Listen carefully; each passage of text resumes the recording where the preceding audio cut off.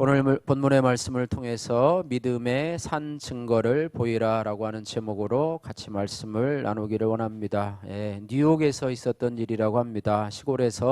한국 시골에서 이 뉴욕 아들집을 놀러온 노부부가 한국 슈퍼마켓에서 순 참기름이라고 하는 제품을 사서 먹어봤더니 가짜였습니다. 한국 시골에서 직접 짜서 만들어 먹던 진짜의 맛이 아니었습니다. 그래서 이 노부부는 자신들이 한국에서 직접 기름을 짜서 이제 이곳 뉴욕에 와서 장사를 하면 엄청난 돈을 벌겠다라고 하는 포부를 가지고 한국에 돌아가서 진짜 참기름을 짰다고 그럽니다. 그래서 미국에 가져와서 가게에서는 팔 수가 없어서 주위 사람들에게 소소문해서 팔았습니다. 그리고 그 참기름의 이름을 이렇게 붙였다고 합니다. 진짜 순 참기름 이렇게 붙였다고 하는데요. 엄청나게 팔릴 줄 알았던 그 참기름은 팔리지 않아서 다 망하게 됐다고 하는데요. 그 이유가 뭐냐면 먹어본 사람들이 이 할아버지 할머니가 만든 것이 가짜라고 생각을 했다고 그래요. 그러나 할아버지 할머니는 그것을 증명할 길이 없었다고 해요. 그래서 많은 사람들이 왜 이렇게 이 진짜 참기름을 가짜로 그렇게 생각을 했냐 이렇게 생각을 해보니까 이미 가짜 참기름에 적응이 되어서 진짜를 보고도 마치 가짜인 것처럼 그렇게 생각을 했다고 합니다. 오늘날 우리 주변에도요, 뭐 진짜 진품과 또 짝퉁이 많이 있고 또 진이 이것이 진짜냐, 뭐 참말이냐, 아니면은 뭐 거짓말이냐, 뭐 이런 것들을 구별해야 하는 많은 그런 진로 가운데서 우리가 서 있게 되는데요. 오늘날 우리 주변에도 가짜 신앙인들이 많이 있습니다. 경건의 모양은 갖췄으나 경건의 능력이 없는 자들이 많이 있습니다. 오늘 본문에 이 야고보는요, 자신은 믿음으로 구원받았노라고 하면서 또 하나님이 한 분이라고 또 하나님이 살아 계시다고 말을 하면서도 믿는 자의 모습을 갖추지 못한 자들에게 경고하면서 진짜 믿음은 무엇인가, 또 가짜 믿음, 거짓 믿음은 무엇인가, 이것을 드러내고 있습니다. 오늘날 교회를 빙자한 거짓, 또 하나님을 빙자한 그런 거짓들이 얼마나 많은지 모릅니다. 가짜가 마치 진짜같이 활보하는 세상을 저희들이 살아가고 있습니다. 그래서 이 본 단락을 통해서 오늘 본문의 말씀을 통해서 믿음의 산 증거를 보이라 이렇게 말씀을 하면서요. 특별히 야고보는 이 참된 믿음에 대해서 강조하고 있습니다. 야고보 사도가 우리 이 야고보서를 쓰면서 특별히 관심을 가진 것은 말에 있어서는 믿는 자의 요소를 갖추었지만 행위에 있어서는 믿는 자의 모습을 전혀 갖추지 않은 사람들이 있었다라고 하는 것에 염두를 두면서 야고보는 이들에게 구원에 이르는 믿음이 뭐냐, 참 믿음이 무엇인가를 설명해야 할 필요성을 느껴서 오늘 본문을 기록하게 되었습니다. 그래서 야고보는 구원과 행위는 관계가 없다라고 주장하면서 그들의 잘못된 삶 또 잘못된 언어 생활을 어떻게 보면 정당화하려고 하는 자들의 잘못된 믿음에 경각심을 주고 있다라고 하는 것입니다. 오늘 본문의 말씀 다시 한번 따라해 볼까요? 믿음의 산 증거를 보이라. 믿음의 산 증거를 보이라라고 우리가 이 말씀을 중심으로 은혜를 나누기를 원합니다. 먼저 14절에서 18절 말씀에 가짜 믿음에 대해서 야고보는 설명하면서 가짜 믿음에 대해서 설명하는데 두 가지로 오늘 그 가짜 믿음에 대해서 설명을 하는데요. 첫 번째는 유익을 주지 못하는 믿음입니다. 그러니까 자신에게도 유익이 되지 못하고 남에게도 유익을 주지 못하는 믿음에 대해서 14절에서 17절 말씀에 설명을 하고 있습니다. 먼저 14절 말씀 같이 한번 읽어보도록 하겠습니다. 내 형제들아, 만일 사람이 믿음이 있노라 하고 행함이 없으면 무슨 유익이 있으리요. 이 구절은요, 만약 믿음이 있노라 하고 계속적으로 말만 한다면 이라는 말로 해석을 할 수가 있습니다. 만일 자신에게 하나님을 믿는 믿음이 있노라 그렇게 고백은 하면서도 실제로 행동은 자기 마음에 내키는 대로 또 자기 마음대로 살아서 겉으로 드러나는 믿음의 산 증거가 전혀 없다면 구원에 있어서 그 믿음이 유익된 것이 되겠느냐라고 야고보는 도전을 하고 있습니다. 야고보는 행함이 없는 가짜 믿음의 예로 15절에서 17절 말씀을 들고 있는데요. 야고보는 본문에서 생활하는데 최소한의 필요한 그런 옷과 일용할 양식이 없는 자들에게 행함이 없이 가짜로 믿는 자들이 하는 세 가지 위로의 말을 통해서 예를 들고 있습니다. 15절 16절 말씀 같이 읽겠습니다. 만일 형제나 자매가 헐벗고 일용할 양식이 없는데 너희 중에 누구든지 그에게 이르되 평안히 가라, 덥게 하라, 배부르게 하라 하며 그 몸에 쓸 것을 주지 아니하면 무슨 유익이 있으리요. 예. 여기서 생활하는데 필요한 최소한의 옷과 일용할 양식이 없는 자들에게 행함이 없이 가짜로 믿는 자들이 하는 세 가지 위로의 말은 바로 16절에 있습니다. 세 가지 말인데요. 평안히 가라, 평안히 가라. 두 번째는 뭡니까? 덥게 하라. 그 다음에 배부르게 하라라고 하는 세 가지 단어입니다. 충분히 도와줄 능력이 있음에도 불구하고 헐벗고 일용할 양식이 없는 자를 도와주지도 않고 스스로 믿음이 있노라라고 떠벌리는 것은 자체가 위선이고 또 빈 껍데기와 같은 공허한 것이고 사랑이 없는 무의미한 것이라고 말씀하면서 이와 같이 17절에 행함이 없는 믿음은 그 자체가 죽은 것이다 이렇게 말씀을 하고 있습니다. 즉 이런 믿음은요 자기 자신뿐만 아니라 다른 사람도 구원하지 못한다고 하는 거예요. 그래서 예수님께서도요 이 가짜 믿음을 가진 자들을 책망을 하고 계시는데요. 마태복음 25장에 보면은 주님이 다시 오실 때 주님은 양과 염소를 나누듯이 모든 사람을 오른편과 왼편으로 나누십니다. 오른편에 선 자들을 영원히 복을 받을 자들이며 또 그들을 이렇게 칭찬을 하고 있습니다. 뭐 대단한 칭찬은 아닌데요. 내가 줄일 때에 먹을 것을 주고 목마를 때에 마시게 하고 외로울 때 영접하고 헐벗었을 때 옷 입히고 병들었을 때와 갇혔을 때 찾아와 주었다 이렇게 말하고 있어요. 예, 이것을 보면은 선행으로 구원받는 것 같고요. 착한 일을 해야지만이 구원받는 것 같은 그런 것을 주지만 행함으로 구원받는 것 같지만 그렇지 않습니다. 예, 우리가 착각하는 것이 있는데요. 구원은 오직 믿음으로 받습니다. 예, 그래서 그분들이 얘기하는 것은 뭐냐면 구원은 오직 믿음으로 은혜로 받는 것 아닙니까? 그러니까 행함이 그렇게 중요하지 않지 않습니까? 라고 질문을 할 수가 있어요. 맞아요. 오직 구원은 믿음으로 받고 은혜로 받습니다. 예, 그러나 우리 주님을 믿고 사랑하는 것은요 주님과 이웃을 섬기는 행위로 증명이 된다고 하는 거예요. 주를 향한 믿음은 주님과 형제를 향한 사랑의 수고와 분리될 수가 없다고 하는 것입니다. 또한 주님은 왼편에 있는 자들을 책망하시는데요. 아까 오른편에 있는 자들과 정반대입니다. 내가 줄일 때에 너희는 먹을 것을 주지 않았고 목마를 때에 마시게 하지 않았고 나그네일 때 영접하지 않았고 헐벗을 때 옷 입히지 않았고 병들었을 때와 갇혔을 때 돌보지 않았다 이렇게 말하는데요. 거기에 있는 사람들이 이렇게 항변을 합니다.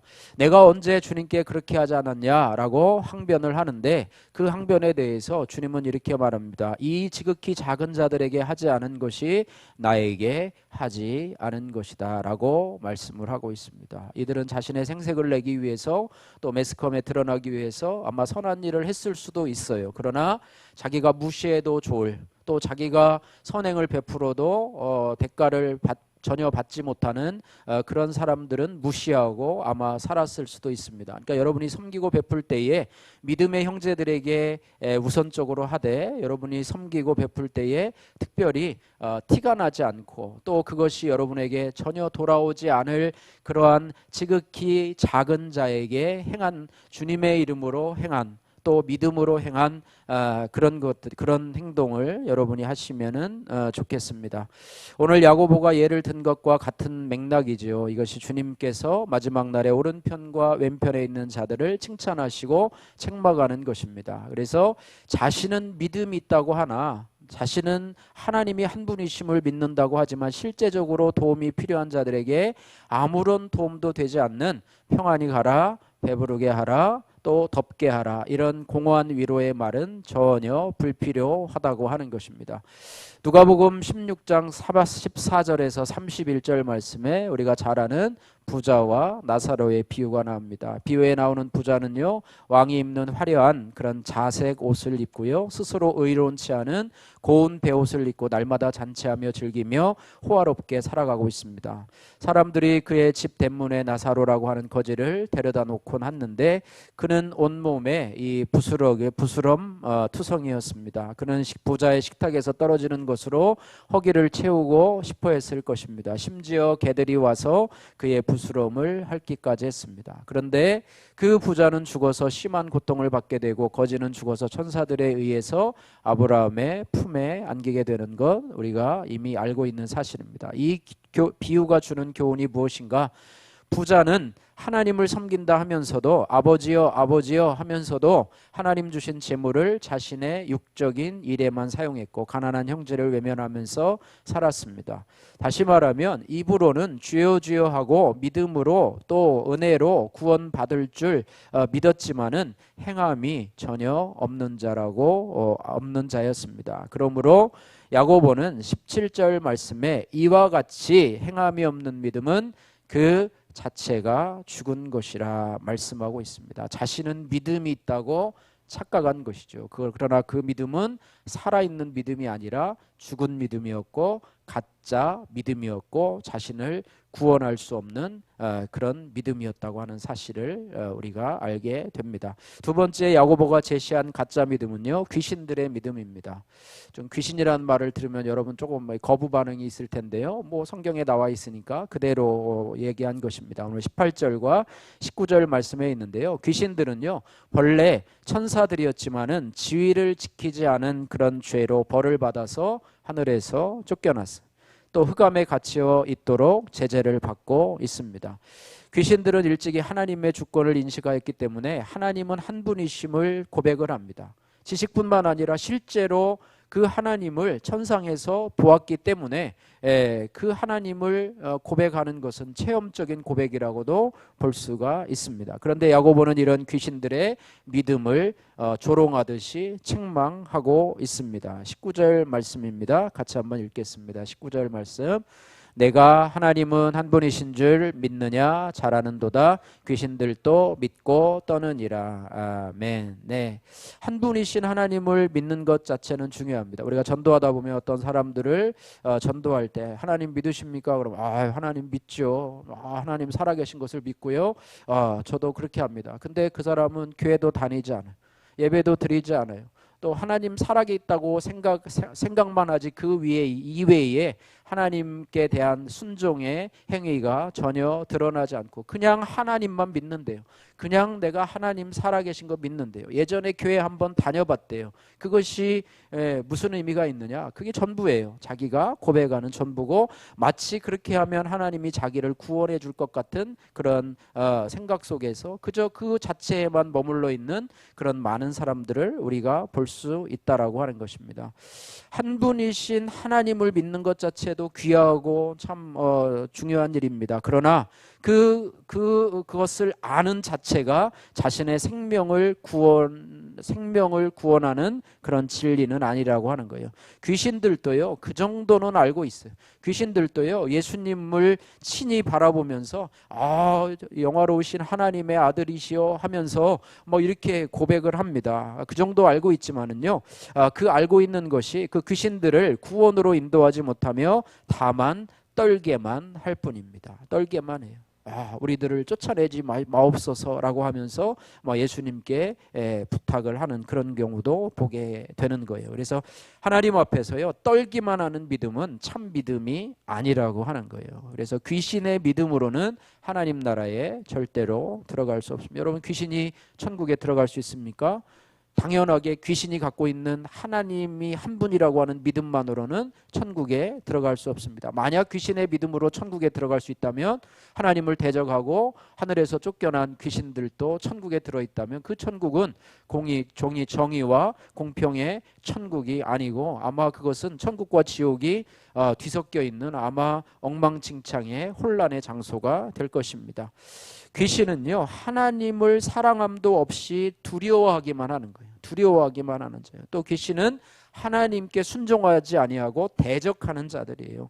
그들은 하나님을 사랑하지도 않고요, 그 말씀에 순종하지도 않습니다. 그래서 하나님 나라에 들어갈 수 있는 참된 믿음은, 하나님이 두려워 떨기도 하지만 중요한 것은 떠는 데서만 머무는 것이 아니라 그분을 경외함으로 섬기고 즐거워하며 예배하고 순종하는 그런 믿음이 참된 구원이라고 하는 것입니다. 그래서 야고보가 제시한 이 귀신의 믿음, 그것이 뭐냐? 하나님이 어떤 분이신지도, 예수님이 어떤 분이신지도 알고 입으로 고백을 하면서도 그 하나님 앞에 예배하고 순종하지 않는 믿음이 바로 귀신의 믿음이라고 하는 거예요. 그래서 귀신의 믿음으로는 하나님 나라에 들어갈 수가 없습니다. 홍대가 그런 귀신의 신앙을 갖고 있지는 않은지 여러분 돌아보시기를 주님의 이름으로 축복합니다. 두 번째로, 거짓 믿음과는 반대된 그런 참된 믿음을 20절에서 25절에 야고보는 이제 예를 들고 있는데요. 두 신앙의 인물을 들어서 예를 들고 있습니다. 첫 번째는 아브라함, 믿음의 조상이죠. 두 번째는 라합, 기생 라합, 여리고 성에 있었던 기생 라합의 예를 들어서 구원받을 참된 믿음, 자신을 구원할 뿐만 아니라 남에게도 유익을 끼칠 수 있는 참된 믿음에 대해서 우리들에게 설명하고 있습니다. 이것을 통해서 저와 여러분들이 참된 믿음이 무엇인가를 여러분 점검해 보시면서 우리 자신들에게 적용해 보시면 좋을 것 같습니다. 첫 번째, 아브라함의 믿음은 21절에서 24절 말씀에 기록되고 있는데요. 여러분이 야고보서와 이 바울이 말한 이 로마서의 이 내용이 조금 이론적으로 보면 충돌한다는 것을 여러분 알 수 있게 될 것인데요. 특별히 로마서에서 바울은요, 아브라함이 의롭게 된 것에 대해서 그의 믿음 때문이라라고 이야기를 하고 있습니다. 그러니까 그의 믿음으로 의로워졌다.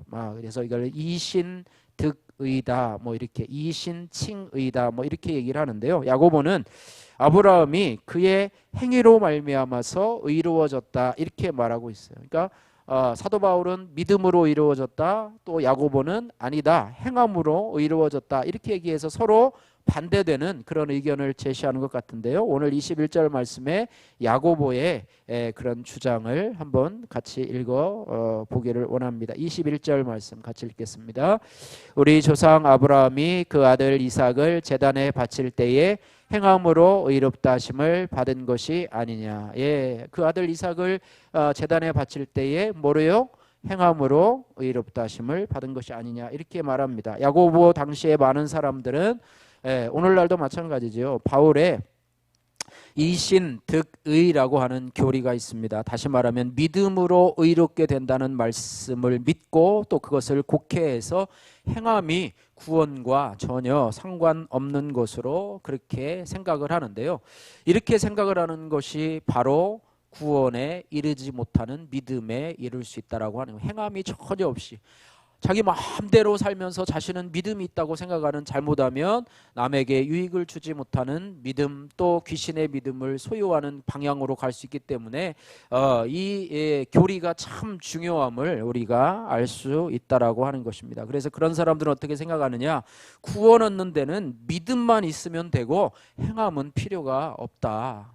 행함은 필요가 없다 이렇게 생각을 합니다. 그런데 야고보는 이것을 뒤집어서 아브라함의 믿음이 참된 믿음이었다는 증거가 바로 그 아들 사랑하는 독자 이삭을 모리아 제단에 드린 행함에 있다라고 말씀을 하고 있습니다. 만약 아브라함이요 믿음이 있노라 하고 그의 아들 이삭을 이 모리아산에 이 번제물로 바치라고 하는 하나님의 명령에 대해서 불순종했다고 한다면, 그의 믿음은 온전한 믿음이 되지 않았고 하나님께서 인정하지 않았을 뿐만 아니라 과연 그가 믿음의 조상으로 살았을까 한번 우리가 반대로 이렇게 생각을 해봅니다. 마태복음 7장 16절 말씀에 이런 말씀이 있습니다. 한번 따라해 볼까요? 그들의 열매로 그들을 알지니. 예, 우리 신학교 교수님 중에서 그 열매로 알지니라라고 하는 그 신학 교수님, 정운택 교수님, 지금은 소천하셨는데 그분이 열매로 그들을 알지니라고 하는 이 한 구절을 가지고요 책을 썼는데 뭐 그 두께가 막 어마어마해요. 뭐 이만한 건데 저도 그 책을 샀는데 겁이 나서 아직도 한 번도 쳐다보지도 않았는데 이만해요. 그러니까 열매로 그들을 알지니라고 하는 책인데요. 그것을 가지고 성경에서 해석을 해서 그렇게 한 책이 있는데요. 열매로 그들을 알지니라고 했습니다. 여러분 어떤 사람이요 사과나무 묘목을 사다가 여러분 이제 봄이 되어서 이제 묘목을 심을 때가 되었는데 어떤 사람이 사과나무 묘목을 사다가 그의 밭에 심었다고 한번 가정을 해봅시다. 이제 결실할 때가 되어서 사과나무를 가보니까 거기에 사과 열매가 아니라 배가 열렸어요. 예, 그렇다면 여러분 그 나무는 사과나무입니까? 아니면 배나무입니까? 너무 어려운가요? 너무 쉽죠? 예, 사과나무 묘목이라고 알고 심었는데 나중에 가보니까 배 열매가 열렸어요. 그러면 그거는 사과나무입니까? 배나무입니까? 배나무이죠. 근데 어떤 사람은 그거를 사과나무라고 우기는 사람이 있는데 아까 얘기한 귀신들의 믿음, 자신에게 유익을 주지 못하는 믿음, 구원은 믿음으로만 받고 행함은 전혀 상관이 없다고 생각하는 사람들의 믿음이 사과나무를 갖다 심었는데 배나무가 열린 것을 보고도 자기는 사과나무라고 우기는 사람을 바로 그런 비유로 들 수 있다라고 하는 것입니다. 그래서 혹시 또 이런 생각을 해봐요. 혹시 그 나무가 원래는 사과나무인데 농부가 가꾸는 과정 속에서 잘못 가꾸어 가지고 배나무가 된 것은 아닌가? 배 열매가 맺힌 것은 아닌가? 농부의 실수로 사과나무인데 배 열매가 맺힌 것은 아닌가? 여러분 어떻게 생각하십니까?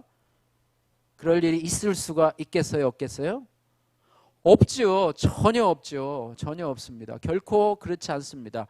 배가 열린 그 나무는요 사과나무가 아니라 당연히 배나무입니다. 이 정도는요 유치원 다니는 꼬마 아이들도 아는 일반 상식이죠. 당연히 사과나무는 무슨 열매를요? 사과를 열려요. 배나무는 배의 열매를 맺어야 합니다. 믿음에 대한 이 야고보의 주장도 이와 같습니다. 이렇게 쉽게 알 수 있는데 믿음과 행위에 대해서는요. 믿음과 행위에 대해서 믿음을 사과나무로 한다면 행위는 사과 열매로 볼 수가 있는 것이지요. 그죠? 예, 그렇게 할 수 있는데 거기에 대해서는 사람들이 착각을 하고 혼동을 해요. 사과나무에서 사과 열매가 맺혀야 되고 배나무에서 배 열매가 맺혀야 되는 것이 당연하다고 믿으면서 자기에게 믿음이 있는데 믿음이라고 하는 사과나무 속에서 배나무 열매가 맺힌다고 해도 자기를 사과나무라고 계속해서 우기는 거예요. 자신은 구원받을 수 있다고 그 열매가 구원에 합당한 열매가 맺혀야 되는데도 불구하고 맺히지 않는데도 불구하고 자신은 구원받을 믿음이라고 착각하고 있는 그런 사람들이 있다고 하는데 그것이 바로 귀신들의 믿음이고 유익을 주지 못하는 거짓 믿음이라고 하는 것입니다. 그래서 거기에 대한 주장을 야고보가 하는 것인데요. 만약 그가 믿음이 있다고 한다면 참 믿음이 있다고 한다면 당연히 그 믿음에 합당한 열매를 맺어야 합니다. 할렐루야.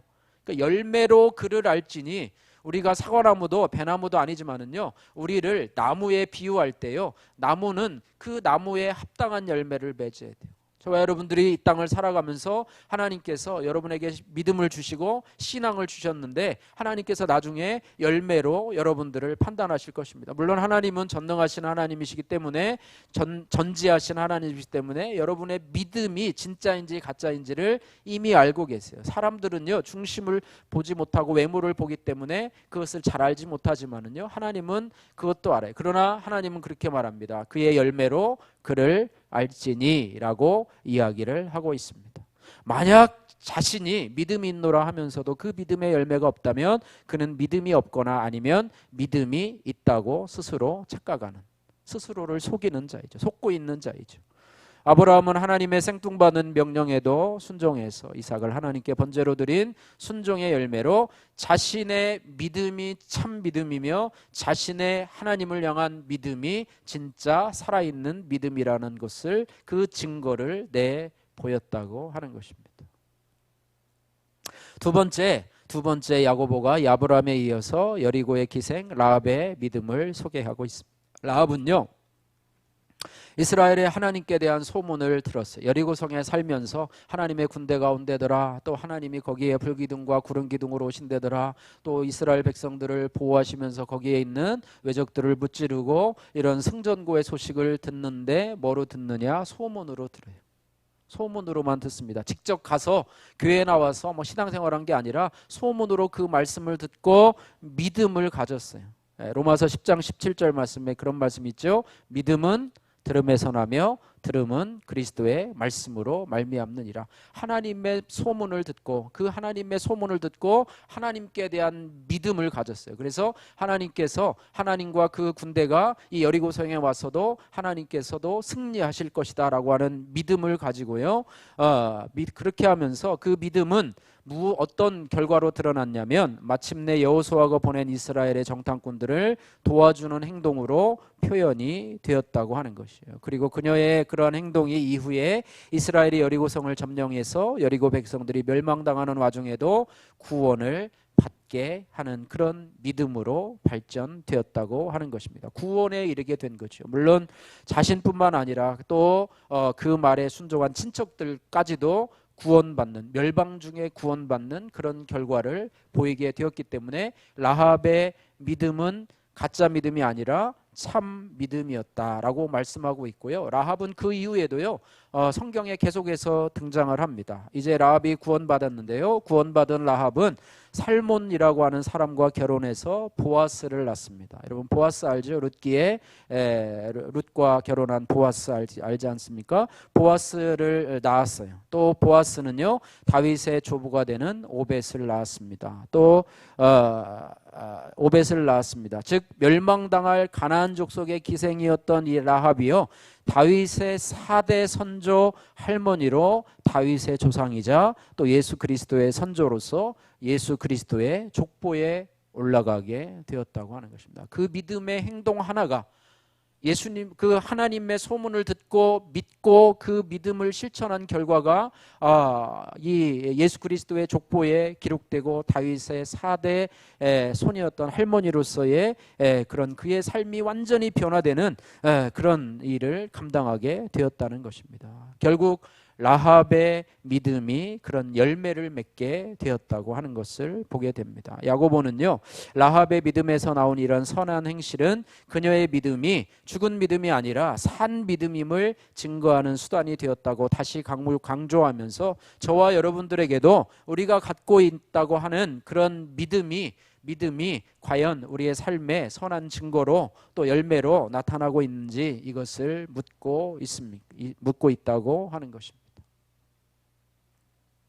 우리가 말씀을 정리하면서요, 결론적으로 야고보는요, 행함 없는 신앙 고백이 얼마나 쓸데없는가를 보여주면서 마지막 26절을 기록하고 있습니다. 26절 말씀 같이 읽겠습니다. 영혼 없는 몸이 죽은 것 같이 행함이 없는 믿음은 죽은 것이니라. 아멘. 예, 믿음을요, 영혼이 없는 몸에, 특별히 행함이 없는 믿음을 영혼이 없는 몸에 비유합니다. 여러분, 우리는 어떻습니까? 몸과 우리의 육체는요, 우리의 몸과 영혼으로 구성이 되어 있어요. 여러분이 살아있다고 하는 것은 영혼이 있기 때문에, 그래서 죽는 거는 영혼이 떠나가면 죽는다고 얘기하는데요, 영혼이 없는 몸은요, 시체와 다름이 없어요. 그죠? 시체와 다름이 없어요. 그래서 행함이 없는 믿음, 열매가 없는 믿음은 죽은 것과 다름이 없다라고 하면서 이렇게 비유를 하고 있습니다. 생명이 다한 거예요. 그래서 아무 일도 할 수 없어요. 마찬가지로 믿음이 있다고 스스로 자처하면서 말씀에 근거한 선한 행실이 없고요, 그리스도의 사랑과 긍휼, 또 말씀에 대한 순종과 같은 행함, 또 예배에 참석하지도 않아요. 하나님께 드리는 헌금이나 또 이웃에 대한 사랑의 표현, 변화된 인격이 없다면 그가 말하는 자칭 믿음은 더 이상의 믿음이 아니라고 하는 거예요. 그건 제 말이 아니라 야고보의 말이고 성경이 우리들에게 증거하는 그런 모습이라고 하는 것입니다. 그런데 우리가 주목해야 될 것은 야고보가 말하는 선한 행위는요, 율법의 행위나 도덕적인 선한 행위가 아니라고 하는 것입니다. 그런 행위는 믿지 않는 분도 할 수 있는 인본적인 그런 행위이기 때문입니다. 그런 행위로 구원받을 수 있느냐? 구원받지 못한다고 하는 거예요. 그래서 야고보가 말하는 선한 행위는 뭐냐? 하나님을 믿는 믿음의 행위, 또 믿음의 결과로 당연히 그의 삶 속에 드러나야 하는 자연스러운 그런 열매와도 같은 것이다 말씀하고 있습니다. 야고보 당시나 오늘날도 마찬가지지만은 입으로 주여 주여 하는 자들과 지식적인 믿음만 가진 자들은 결코 하나님 나라에 들어갈 수가 없다고 하는 이 야고보 사도의 경고를 코로나 전국에서 이 땅을 살아가는 성도들의 삶이 어떠해야 하는지를 분명하게 가르쳐 주고 있습니다. 참된 믿음은 내 뜻이 아니라 아버지의 뜻대로 행하는 것입니다. 거듭나야 되고, 그죠? 위로부터 내가 거듭나서 참 믿음을 소유해야 되고, 또 말씀에 순종하면서 그것이 내 인격으로 자연스럽게 묻어나는, 오늘 제가 69절 내비게이터 성경 그것을 여러분에게 드렸는데요. 여러분이요, 그 말씀을 여러분 잘 보이는 곳에 붙여놓고 하루에 한 번씩 여러분 큰 소리로 직장에다 갖다 붙여놓을 수도 되고 가정에다 여러 장 가져가셔도 괜찮습니다. 그래서 여러분 자꾸 읽으시고 그 말씀을 여러분의 마음속에 담으시고, 여러분이 그렇게 하시고, 내가 아직도 거듭난 그런 경험이 없는 것 같아요. 그러면 하나님 앞에 정말 하나님 살아계신 증거를 좀 보여달라고 여러분 그 기도 제목을 가지고 기도하세요. 하나님 살아계신 것 내가 잘 믿어지지 않고 그냥 교회만 다니는데 하나님 그 증거를 보여달라고 하면 하나님께서 여러분 반드시 만나주실 줄로 믿습니다. 그러면 그 다음엔 여러분 말씀으로 여러분 자신을 양육시키시고